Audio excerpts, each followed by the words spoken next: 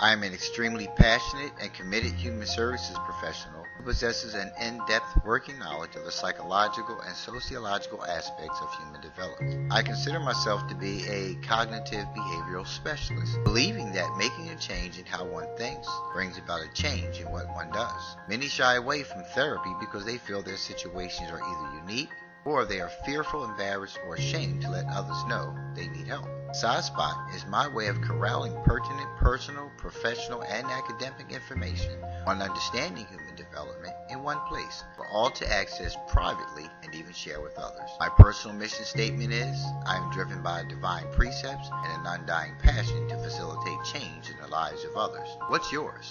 Let SciSpot guide you through your healing and provide you with many other ways of becoming better today than you were yesterday. Come on in and join me.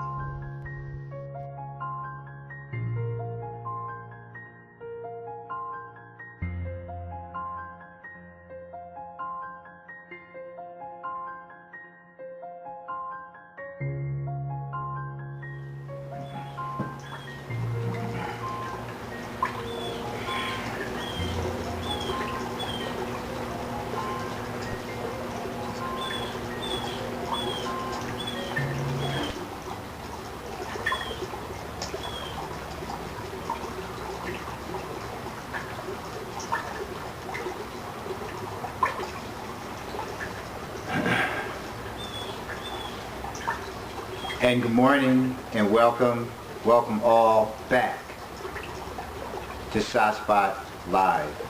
I'm your host as always, your man, Sabir Arleen, and I'm so glad to be back live. It's probably been about 4 or 5 months maybe that I've been away. I've been working on my second book and second film, as a matter of fact. And this is a longer length film titled Why Are You My Ex? Right?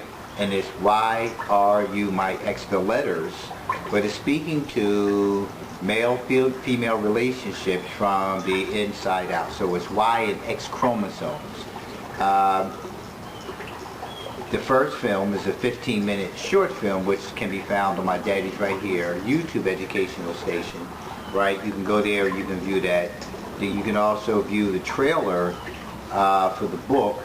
I'll be putting out a new trailer probably within the next two weeks for the upcoming release of the book and the film. You can also be able to find that on Facebook and Twitter as well. It's been a minute, man. I am so glad, I really am. I'm so glad to be back.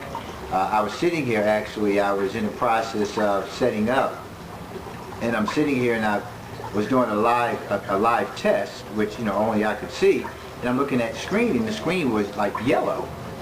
And I kept looking at it, oh my God, what's wrong with the screen? Because the last time that I was doing the show, about a month prior to me, taking my sabbatical, I started having some audio difficulties. So I'm sitting here the whole time and I'm sitting here panicking. I'm saying, okay, well, what's happening here? Because I'm not getting the picture. Yada, yada, yada. Then I realized that I have a tab over my camera lens. See, one of the things that you need to understand as far as security-wise in your own home, right? People hack into your computers, right? And they can see you through your own computer. If you have a webcam attached, or if you have a laptop, in this case I have a laptop, so if you have a laptop, or if you have any kind of camera attached to, your computer, make sure that camera is off, or make sure that you're covering the camera lens that's on your laptop. So always cover that lens, because people can hijack your system and they can be looking right at you while you're looking at something online. You're sitting there in the buff, all out, and this all out and everything, and people are sitting there. Morning, sis. People are sitting there looking at you, and you don't even realize it. They're seeing everything that's going on in your house. And the same way with the microphone. They hijack the microphone. They can hear everything going on in your house.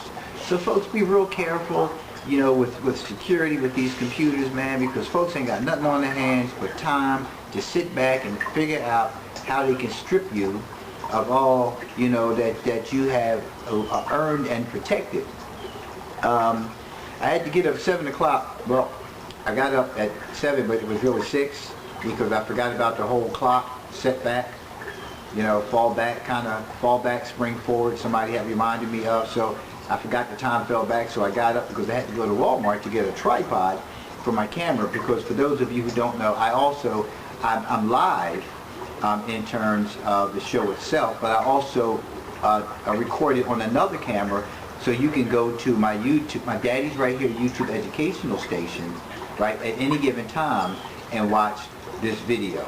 It's an edited version, and I say edited, I mean that there's a beginning and an end, because I have a whole intro piece that goes to all those videos that I put on to YouTube. But I don't edit nothing out. If I say it, I'm standing by it. It's a live mic, and that's just the way it goes. So I'm not cutting anything out. If anybody's offended by what it is that I say, don't listen, change the channel. It's really just that simple. It really is. And when you live a particular way, you don't have to worry about the open mic moments. You know, when you live where, you know, you're not engulfed in bigotry and hatefulness and all those other things that people tend to do behind the doors, and when they're in front of you, they show you a different face. When you live that way, you're going to always have to worry about an open mic. I don't have to worry about an open mic. I'm an open book. I'm straight up with you. I'm not walking around, you know, with no fake, no phoniness, no hatred within my heart and malice towards others. I just don't have that. I don't have time for that. And you shouldn't have that kind of stuff, you know, sitting on your spirit either. You really shouldn't. For those of you who don't know, right, that I've moved. I no longer live in Pennsylvania. You know, born, raised, bred, Philadelphia.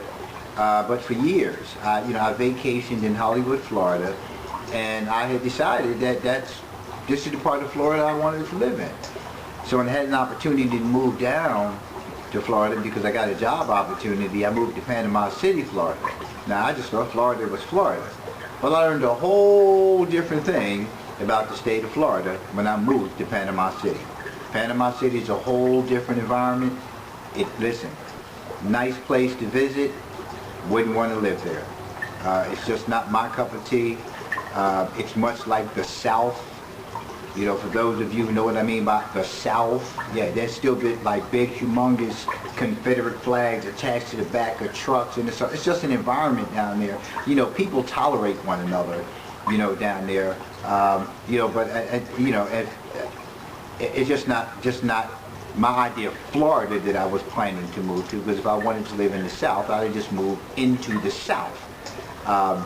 So then I had another opportunity to move further down to transfer. Well, I didn't transfer. I actually applied for the same position in another prison facility, and you know, got the job down there, and I moved to Ocala, Florida. So I went from living in North Florida to Central Florida. And I lived in Central Florida a little over a year, and then an opportunity with the Florida Department of Corrections came up. I was working as a contractor, the program director in a treatment program within the prison. An opportunity came up for me to work for the Florida Department of Corrections. It's a job that I've wanted for 23 years of my career. I'm going to say it again. For 23 years of my career, this is the position that I've always wanted. I've always wanted this position, right? And I'm living in South Florida, the part of Florida where I've been planning to live for years, right? And for those of you who know me, you know that I've talked about living in Florida. Right? So I'm in my element right now. Right? I am in my element right now. But the reality of it is that these things have happened for me. Oh, and I stay in a beautiful condo in Riviera Beach, which is like every bit of 6 minutes from a beach. Right? 6 minutes from a beach, 3-bedroom condo. Out back is a wildlife reserve. You can hear that the wildlife out here, and I can sit here just all day, man, and just like see all kinds of species of birds and other animals that are out here. It's a great and wonderful thing. Listen, it's unbelievable, you know, what God, yeah, what God has blessed me with, what God has bestowed upon me, right? Because this is God. Because if I truly get or have gotten what I deserve for the things that I have done in my life, I wouldn't be sitting here. I just wouldn't be sitting here. So when we're looking at you know, childhood trauma, and we're looking at the trauma that we experience in our lives that we bring into adulthood, right? We have to really go back to our childhood, right? And a lot of times you'll hear people say stupid things because it's stupid, like, you know, don't look back. When you get past the event, don't look back. Just keep on going. Well, no, you don't stay back, but you sure as hell better look back. Especially when you start looking at relationships with others today, especially when you start looking at the condition of your life and where you are in your life today, right? You sure as hell better look back. That's why they put rear view and side view mirrors on cars, because you don't just go forward. There's always something behind you. There's always something to the left of you. There's always something to the right of you. Now, I don't know if I got the left and right together, but y'all know what I meant. So it's always something there. And you have to be aware. You have to be cognizant of those things. You can't just drive down the highway like many people do and disregard that which is behind you. You know how some people drive and they be just chilling. They be just sitting in the car chilling. They be snacking on the food and listening to the radio, talking to the person next to them, people in the back seat, and they in there doing little selfies and dancing and stuff like that, and they have no clue what's going on behind them. They're on the highway driving 30 miles an hour, just driving along.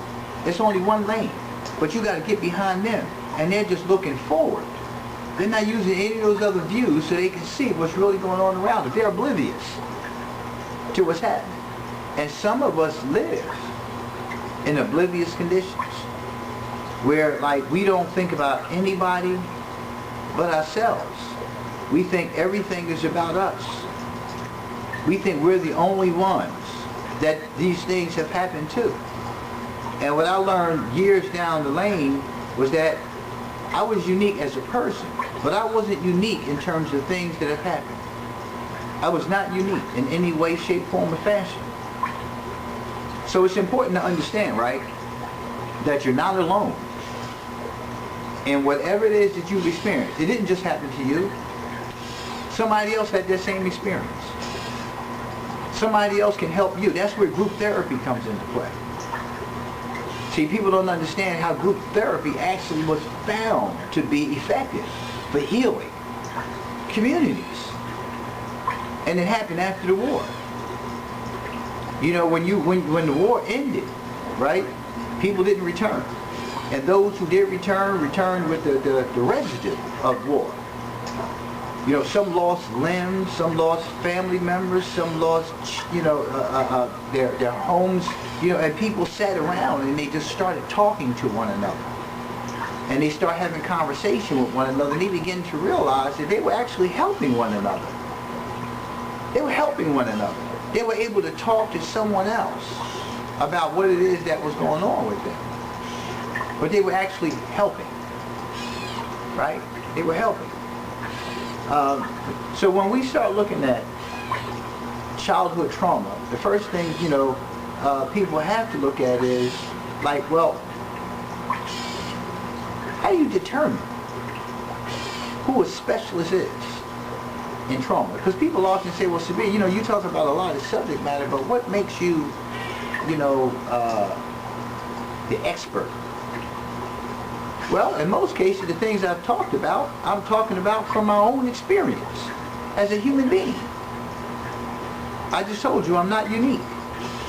I was a child at one point in time. I mean, I don't know if you know that, but I was a child at one point in time. So because I was a child at one point in time in my life, that means that I have had to look back throughout the years of my life. I've had to look back on events that have happened in my life, right?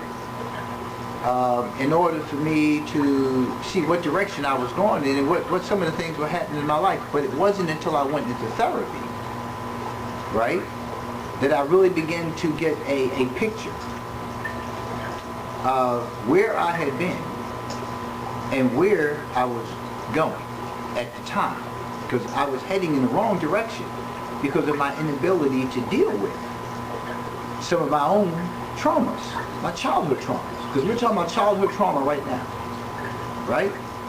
That's what we're talking about right now. So, you know, let's do this. Let's go ahead and let's get into the meat and potatoes of this show, because, you know, I don't like kind of mince words. I go all in.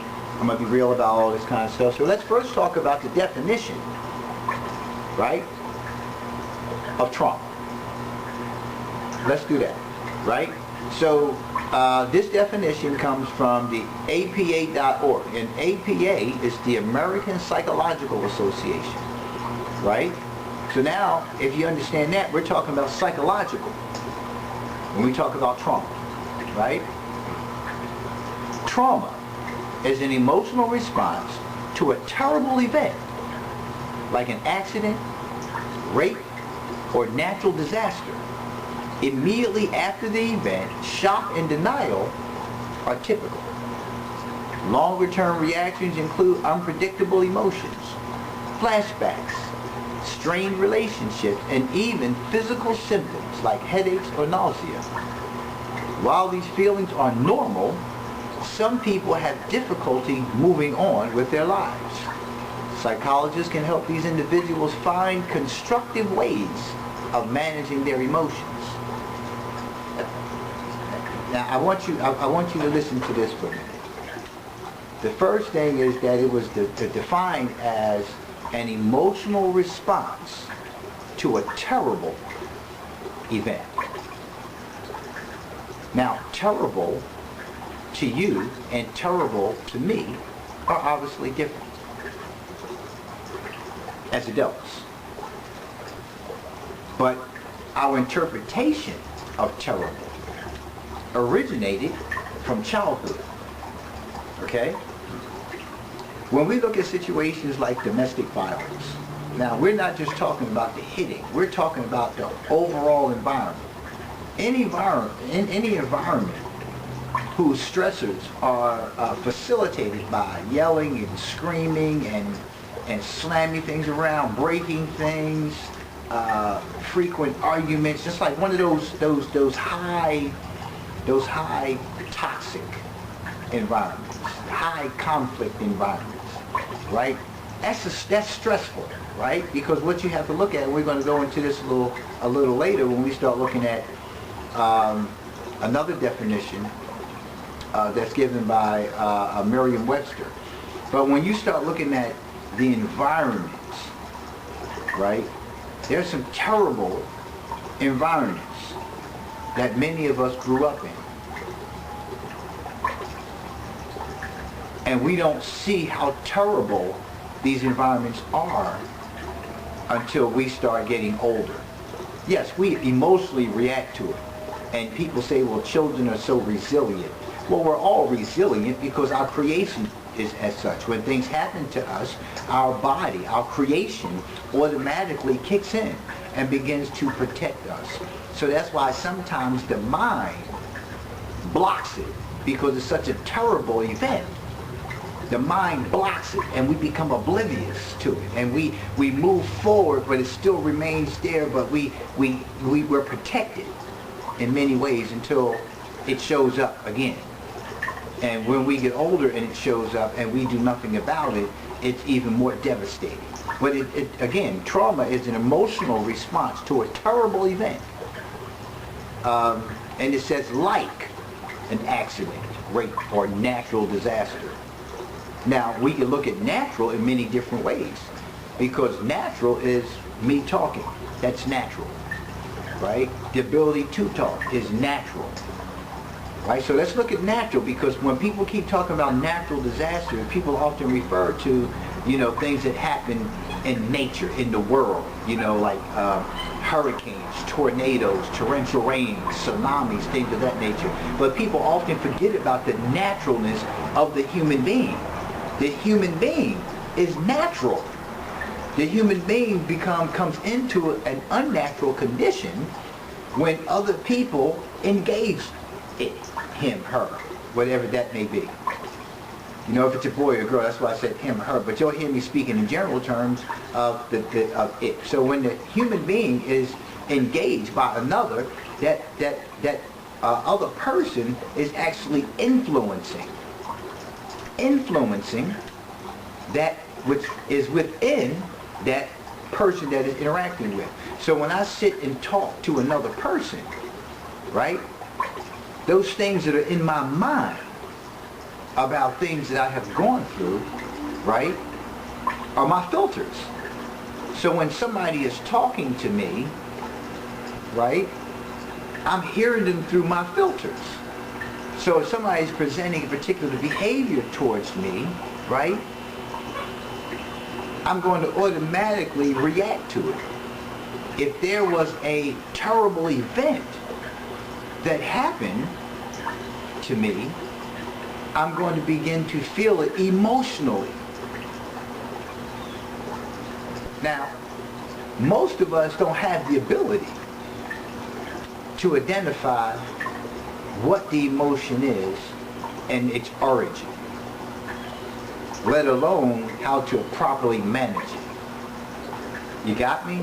So when you look at a natural disaster, you're talking about two different words, right?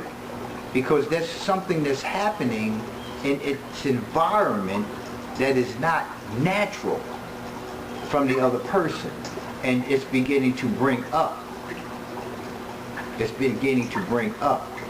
the event, right? So when you look at a natural disaster, you know, you can also look at a failed relationship as a natural disaster. Parental separation, look at as a natural disaster, right? Because there's something in that person's environment that it happened because of somebody else's trauma. But that's called an extrinsic element. It's something outside of the individual, but it's in its natural environment, right? Because that is its natural environment. We live in a day and age today where we live inside of homes, whether it's a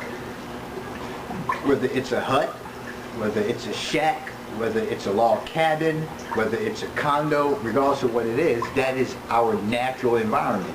You can't send me out here to this wildlife reserve and tell me, well, that is your natural environment. No, that is a natural environment. That is not my natural environment. So we got to really get that understanding, right? Because for those animals that are living out here, that is their natural environment. You take them from out of that environment and bring them into a cage, into your house, you have them in an unnatural condition. Over time, it becomes their environment. It doesn't become their natural environment. I hope we're clear on that, okay?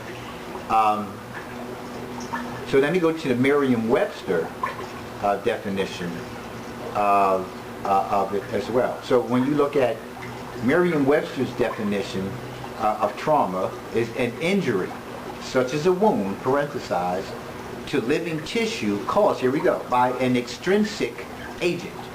So I'm going to go to the definition of extrinsic. Not part of the essential nature, here we go, the nature, natural, of someone or something coming or operating from outside.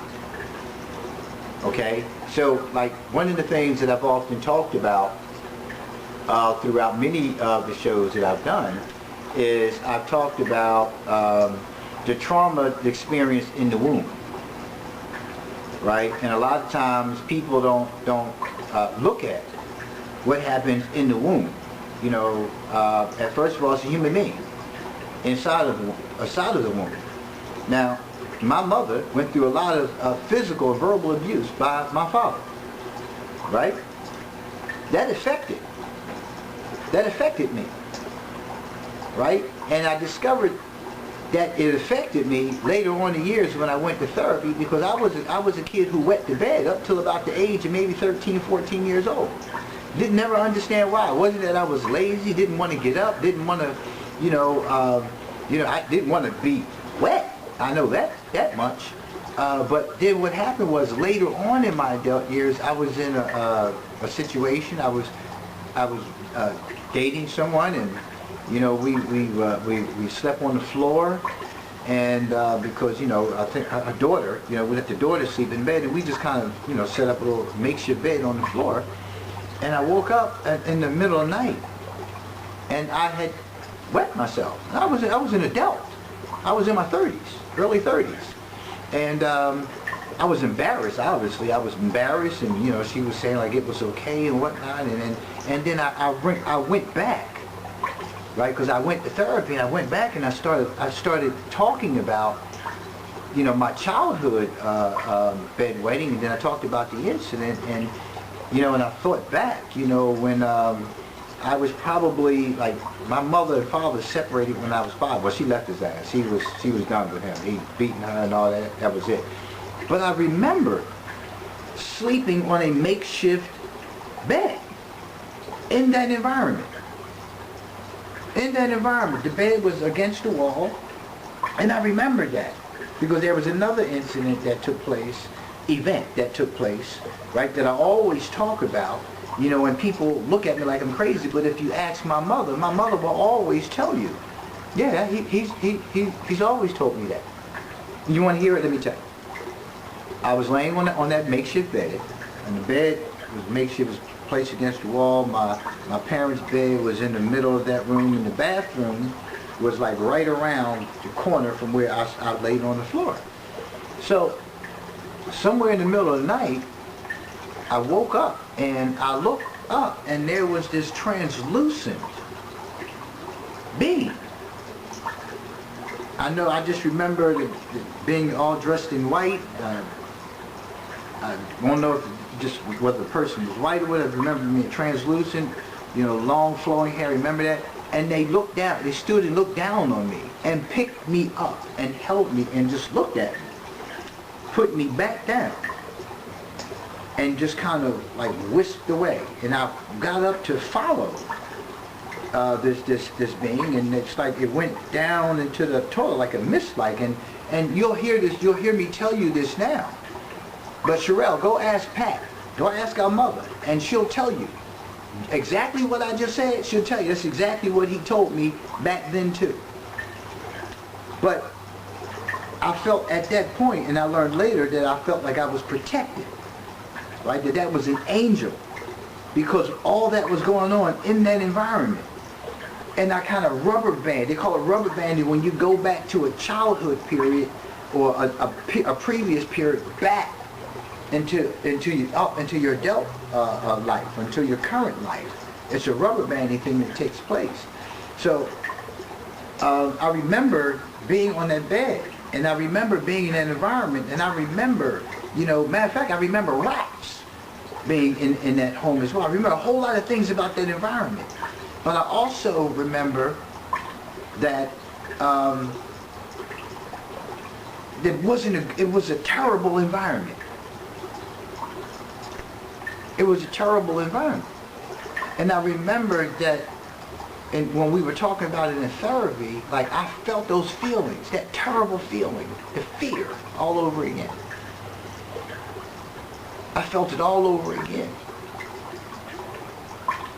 It's like it happened. She had me close my eyes and talk about it, and I was there all over again. The thing with trauma is you don't have to close your eyes and think about it. It happens in a moment. That moment as an adult in my 30s, I somehow or another, don't know how, don't know why, but that night, sleeping on the floor, obviously took me back to a place in my childhood. Now, I don't recall verbatim what was happening in that relationship, but I know it was a new relationship. I know it was a big change for me because I had just separated from my first wife, right? And then there was something going on with, being separated from my children and all those things happening. So I believe that there were so many things happening for me at that time that's a moment that I went back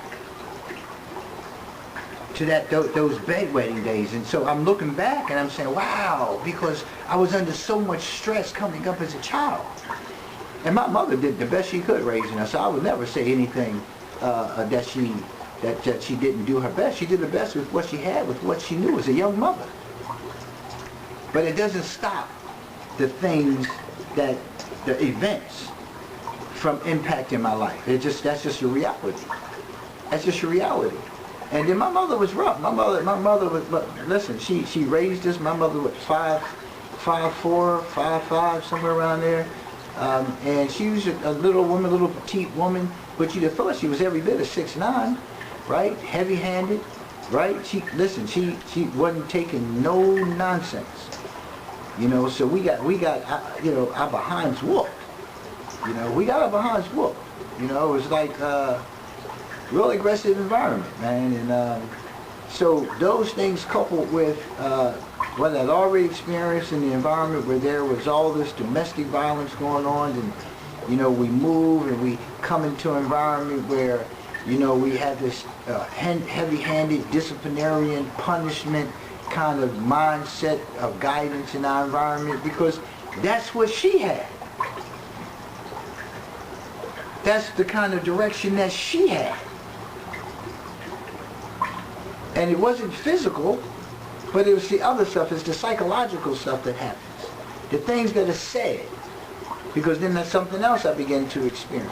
The things that were said as a result of my conduct and my reaction to things that had preceded all of this. I began to react to it. I began to act off of it. And it becomes embedded within the condition of the individual. It doesn't go anywhere. There's healing in this, but it doesn't disappear. It doesn't go anywhere. It's going to always be there for the rest of your life. You just learn how to manage it, and that's where therapy comes in. A lot of people don't see therapy because they think, I'm handling it. I don't need to do nothing. I'm handling it. But you're not handling it. So, when we start looking at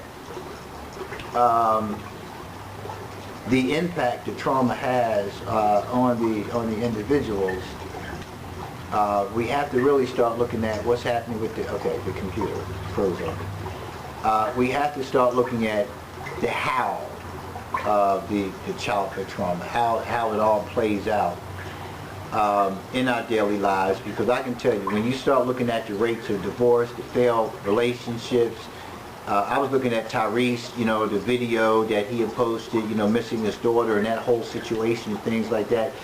People who use children in any capacity to divide the family, that's never a good thing. I don't know the particulars about it. I know that he was accused of, some domestic related issue involving the child. He did something allegedly to harm the child or something. And he kind of fell apart. Our children are important to us. But the other part to that is that there's something else to that. There's a reason, for that level of pain to be like that, to be expressed in that capacity. So it's an article here on psychcentral.com. And the title of the article is How Childhood Trauma Affects Adult Relationships. And it's by Zoe, hope I'm pronouncing it correctly, Zoe Reyes, LMFT. Must be a licensed trauma counselor. But anywho, childhood experiences are crucial to our emotional development. And I'm reading from the article. Our parents, who are our primary attachment figures, play an important role in how we experience the world because they lay the foundation of what the world is going to look like for us. Is it a safe place to explore and take emotional risks? Are all people out to hurt us and therefore untrustworthy? Can we lean on important people in our lives to support us in times of emotional need. One of the things that I also talk, and I talk about this kind of stuff in my book, Why Are You Max, that'll be out in a few months. Attachment. One of the things I talk about is a chemical that is within an individual called oxytocin, right? And they call it the bonding chemical, and it's a chemical that exists. They said primarily within the mother, because the mother is the one that has the child. You know, we all have some level of it within us, but the mother is the main one that possesses it due to the fact of the childbirthing. So there should be a connection between the mother and the child. And sometimes when that doesn't happen and they run tests, they begin to find that the mother can't adequately connect because of a deficiency with this chemical oxytocin. So it's like real deep, but I go into it more into the book because I did some research on it, and kind of looked at how it impacts the relationship between the parent and child, and why some parents don't make that connect, but it also has to do with childhood trauma as well, which we're going to talk about later in the show, because we're still talking about attachment, right? And how the child forms an attachment or lack thereof to the parent or parents. And we know we have a lot of single parent environments, and we don't look at parental separation as being a traumatic event, and it definitely is. And I actually, if you go to my Daddy's Right Here YouTube educational station, I actually have, I think it's about three parts to that series on the trauma of parental separation, because that is so much, it's so overlooked, and it's really overlooked when it comes into treatment. Because I can tell you, having been in substance abuse, mental health treatment for over 23 years, that, and this was even my thesis project, right, that when I talk to counselors about them providing services to fathers and talking about their children and the relationship with their children and fixing and healing those relationships, 1 out of 25 key informants, they refer to, 1 in 25 key informants actually had discussion and actually included in the treatment planning with the father about the relationship with his child, right? So I also have worked with women in treatment. That's the first thing that gets addressed. Anything regarding children is always addressed with women in treatment, never addressed with men in treatment. Now, we do parenting classes. Yes, we do parenting classes. We give fathers classes on parenting. We do that in Florida Department of Corrections. We have parenting, parenting, inside out parenting, and we do parenting. But the piece that has to go with it, that clinicians have to understand, and I keep talking to them about, is you need to deal with the parental separation, right? The parental separation. Tyrese, I thought, the first thing I thought, he needs some assistance with that situation, right? He needs some assistance with that situation. Right now, that's not going to go away. That is a traumatic event. That is not going to go away. That's going to reside within him. It's going to reside within that child for the rest of their lives. People are going to often remind Tyrese about that video. They're going to remind him about that traumatic event. He's going to have to relive that period over and over and over and over again. It's going to take a while before he's even going to be able to kind of de-escalate from that situation, because people are constantly reminding him of that. They're constantly reminding him of that. Dude, you need to fall back. Do you see how you act? Do you understand why he's acting that way? Do you understand that condition? Do you understand his condition? Have you been in that position before? Do you know what it feels like? What condition has that brought forth within him to fall completely apart like that? We don't know the circumstance. But we do know that there's something there that caused him to react in that capacity. And if you haven't been there and you don't know, maybe you should ask what that feels like. Maybe you should ask. So the article, and again, I'm reading from the article at sitecentral.com, How Childhood Trauma Affects Adult Relationships. Complex trauma refers to prolonged exposure to a stressful event. Prolonged exposure. Now, the onset, when Tyrese is the most recent situation that comes to mind, other than, like, and we're going to talk about other events as well that have taken place, but when it initially happened, we don't know when it happened. We don't know when the event happened where he was told that he couldn't see the child, when he was accused. We don't know any of those things. And we don't know at what point the significant event became an issue. We don't know when we don't know the onset of it. But at that point, that is when it happened. So now we're looking at prolonged exposure to a stressful event, because now you got a whole lot of other involvements. You got legal people involved, you got the media involved, you got friends, family, all these other people involved. So it goes on and on and on. So now it still hasn't ended. Even though, according to media reports, he was recently exonerated of any wrongdoing, still, the fact that he had to go through it, it's devastating. Let me give you an example here. When my first wife and I separated, right?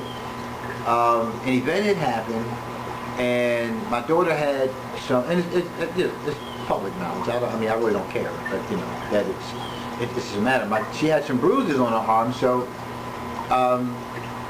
the authorities got involved, and the authorities had taken my daughter, you know, to the hospital, yada yada yada, checked her out and whatnot, and you know, because they were thinking, you know, investigating for abuse, because she had these bruises on her arm, and the teacher reported it. So naturally, they wanted to go talk to mom, so on and so forth. And during the course of the interview, mom says, you know, to them, well, she also has this burn on her leg from when her father left an iron plugged up in the bedroom upstairs. And, you know, her father left that plugged in, and that's what happened to her, and that was his fault, that he left it plugged in, and in the bedroom that had a closed door.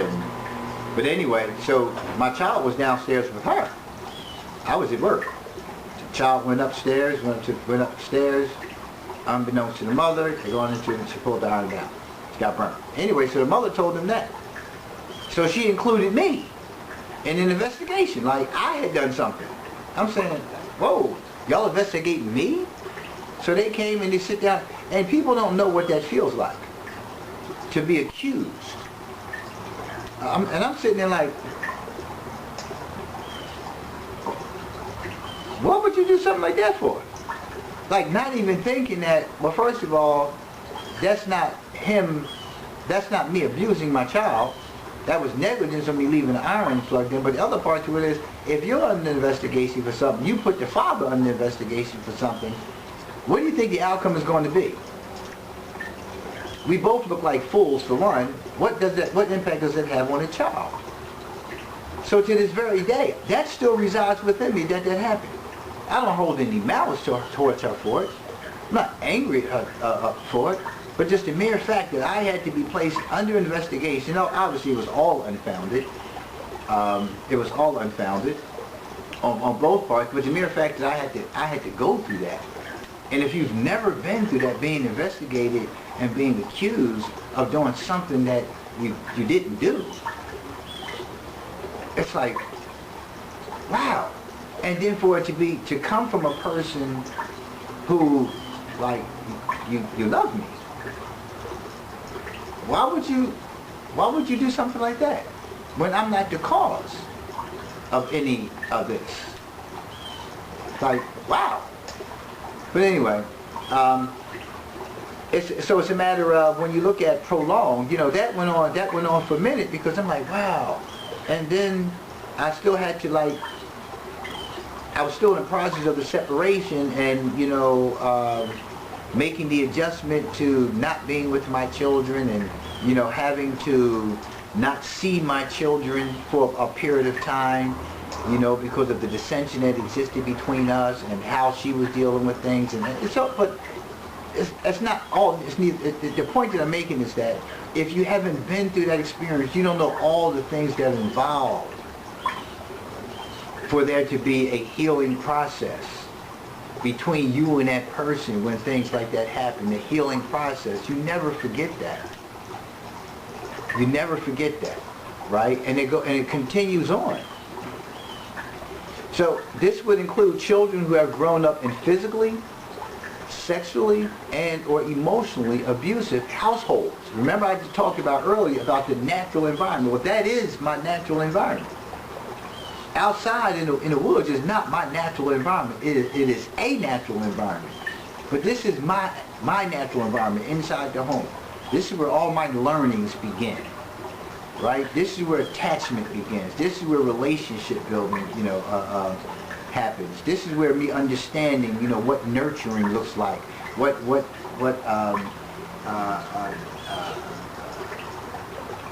Everything. I learned everything in this environment. So when you start looking at emotionally abusive environments, what are you looking at? What are you looking at? What's emotionally abusive? You ever see a child wince when their parent yells, or they cower when their parent walks towards them after they've done something? You ever see that? Yeah, there's some abuse there. You see a child just like take their toys and go upstairs, when the parents start arguing, right? Because that's their way of coping. That's their way of coping with that emotionally abusive environment. Here they go again. And you got to go in your room, or you take your iPhone and you plug it up and you turn the music up, or you go sit outside on the step and it's like a torrential rain going on outside, but you want to get away from what's happening in that environment.